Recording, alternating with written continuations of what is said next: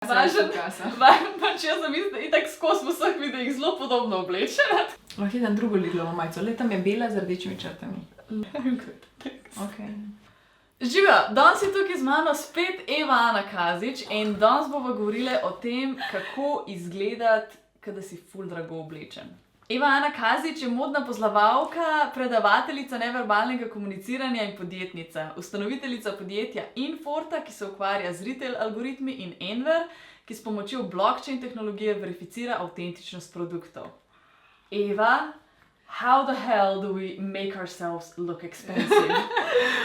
Veš kaj, to sem jaz tuhtala leta in leta in predvsem zaradi tega, ker sem pač kot vsaka mlada punca hotela imeti sicer veliko zalogo oblek, ne, ampak velika zaloga oblek je pač tudi mastni denarci, ne.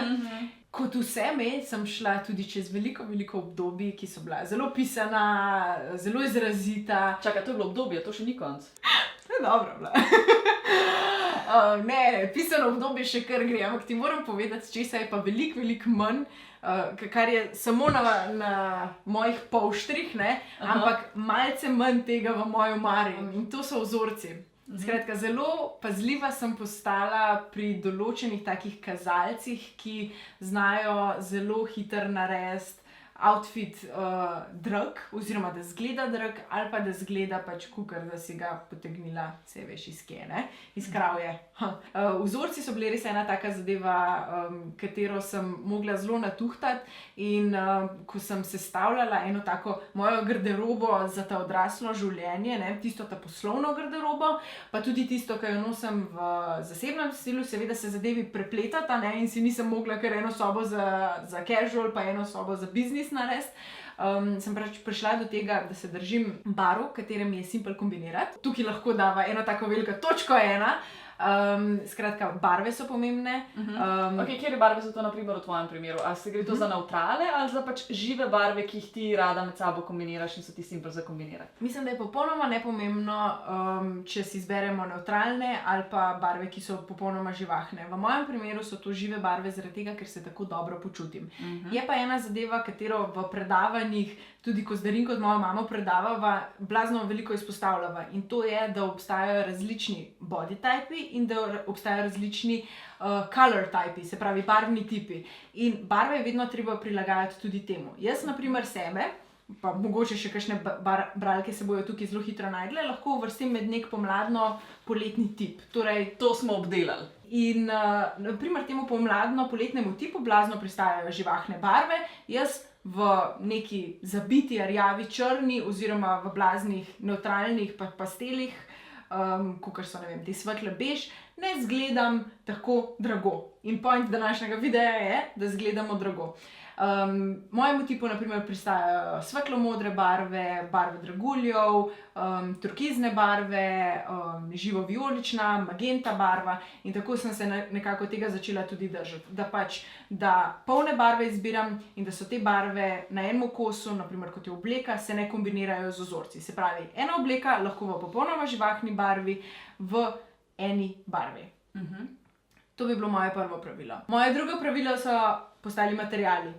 In držim se tega, da če so sintetični materiali, kot je na primer tale obleka, ki je čisto over the top in bi jo nosila samo na intervju s tabo ali pa za nekakšen res poseben dogodek, če so ti materiali sintetični, naj izgledajo vsaj kvalitetno in pa naj bo ta sintetika prezentirala v obliki meša, se pravi nečesa prosojnega, da ima smisel. Se pravi, če lahko zamenjamo sintetičen material z naravnim materialom, kot je bombaž, to seveda naredimo, ker bo tako pač bomo izgledali bolj kvalitetni, bolje se bomo počutili in na koncu koncev boljše počutje ponavadi tudi rezultira v tem, da izgledamo bolje.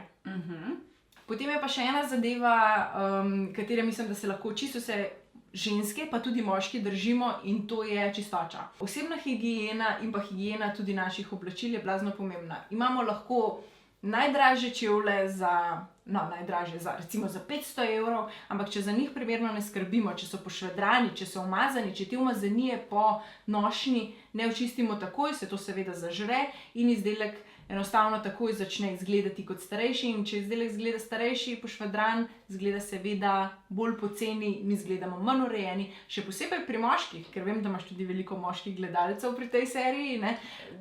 Izjemno število. No, mene so moški namreč usmerili na tvojo serijo, sploh ne ti. Se zelo hitro pokaže pri elegantnih čevljih, še posebej, katero pač recimo naša generacija mogoče malce manj nosi, ne?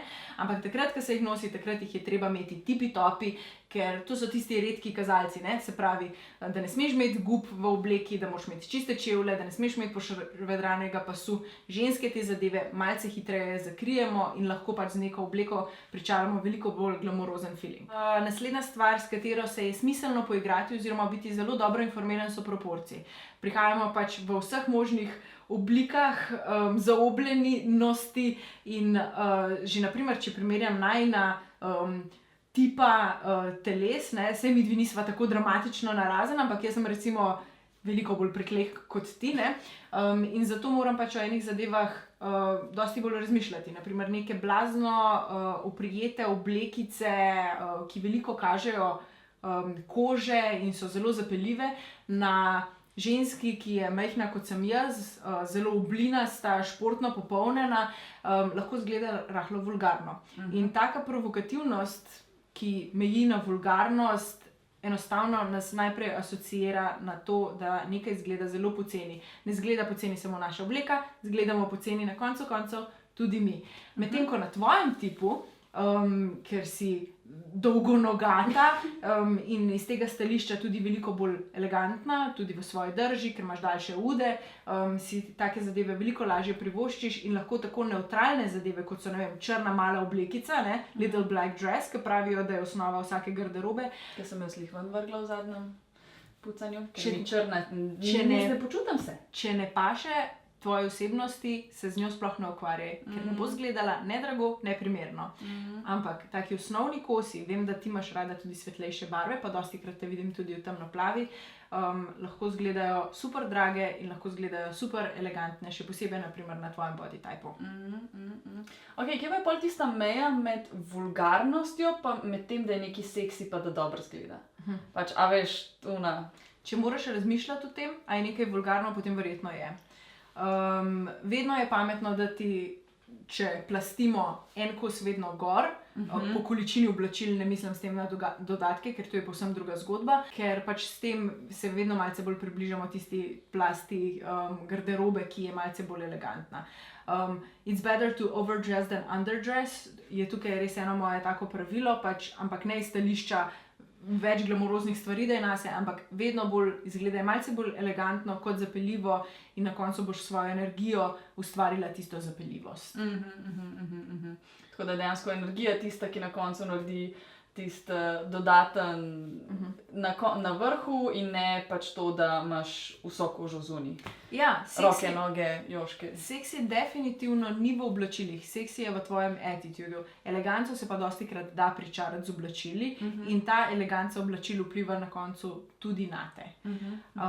In pa, če sva ponovno plastični, ker sva ugotovili, da smo zelo radi plastični, na primerih, ženske lahko ne tako veliko dosežemo z oblekami. Obleke so lahko popolnoma nevtralne. Nevtralno je za vsako žensko spet nekaj drugega. Zame je bila ta obleka, na primer, blazno nevtralna. Ena barva, en material, to je zame nevtralno. Ampak v to se ni vtikati, ker je pač nekateri drugi ženski to predstavlja nekaj povsem drugega. Ja. Ampak mislim, da se pa lahko strinjamo, da kjer lahko pričaramo eleganco, so pa dodatki in pa naša obutev, pa seveda tudi torbice, zadeve, ki jih držimo v rokah in naše roke same. In da začneva pri prvi stvari, se pravi nakit. Velik nakit je lahko zelo ekscentričen, zelo avantgarden, zelo zanimiv. Jaz ga osebno zelo rada nosim, ampak to je spet stvar karakterja. Takrat, ko želim biti bolj izrazita, privlačiti več pozornosti, ko sem tudi oblačilno bolj zaprta, torej imam pač bolj zaprte izreze, takrat si privoščim več nakita, ker vem, da bom ciljala na svoj look, da bo bil bolj avantgarden.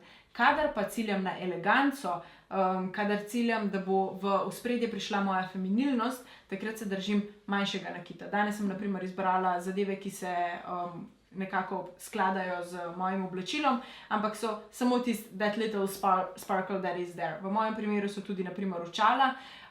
Če se dotaknemo na hitro očal, če nosite pač očala, izberite take, da bo vaš obraz čim bolj zažarel. Ne priporočam velikih plastičnih očal, ki so bila moderna par let nazaj, tudi jaz sem jih kriva in se jih probam malce losati oziroma jih premestiti v avantgardni del oblačenja, zaradi tega, ker nam čist obraz, tak svetu obraz, katere pač povzročijo ta metalik, tanka očala, naredijo tudi bolj eleganten videz. No, pa naprej k čevljem. Saj veš, da je pač en in isti odgovor vedno visoke pete.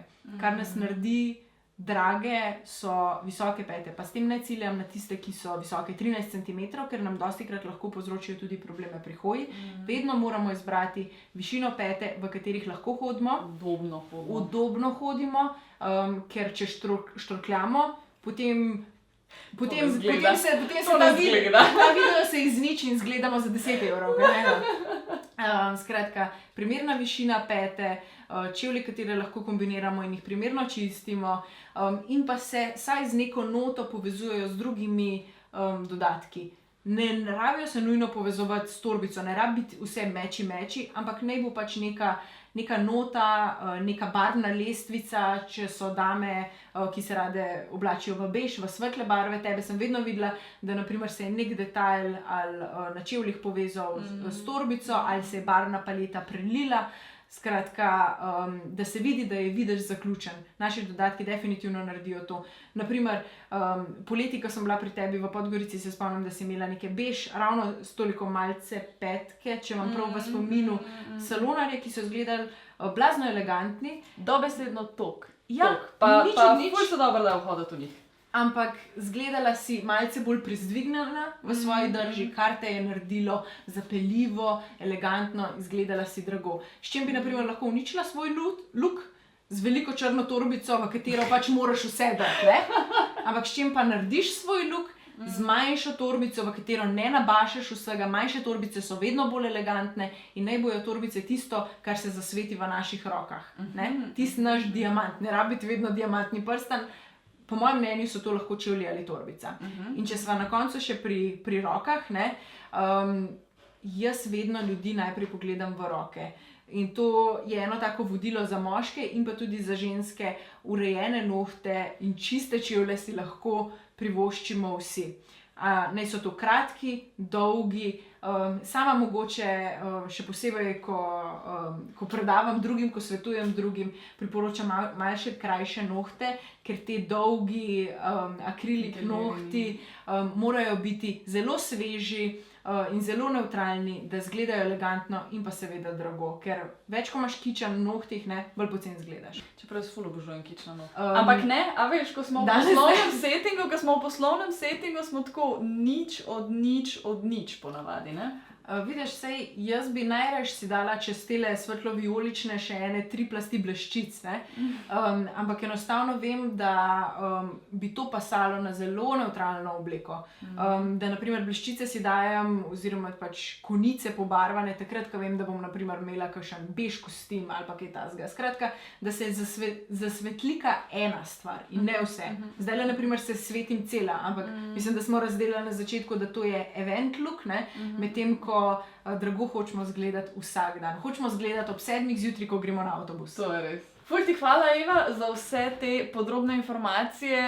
Sledite jo na Instagramu, kjer boste videli še več izjemno barvitih outfitov in ostalih inspirationov. A veš, včasih se, ko gledam tvoje fotke, ne, sem tako, wow, pač, ok, to si sam Eva lahko prvošč, da da roza na roza z roza, ne? Ampak pa začneš pa malo bolj analizirati ta outfit, pa v bistvu pogruntaš, da je pač, ok, obleka je živobarvna, ampak če jaz te roze zamenjam za svojo barvo, ki bi bila lahko naprimer ali temno modra, ali neka bež, ali neka taka bolj moja umirjena barva, a ne, pa gledam sam tako, ok, obleka je tukaj mogoče zelo osnovna, medtem ko so pa čevlji, pa torbica, pa make-up, pa nakit, pa wow. Ne? In v bistvu lahko tudi tako veliko stvari zase ven povlečeš, tudi iz takih ekstravagantnih kosov, kot je Eva Ana Kazič.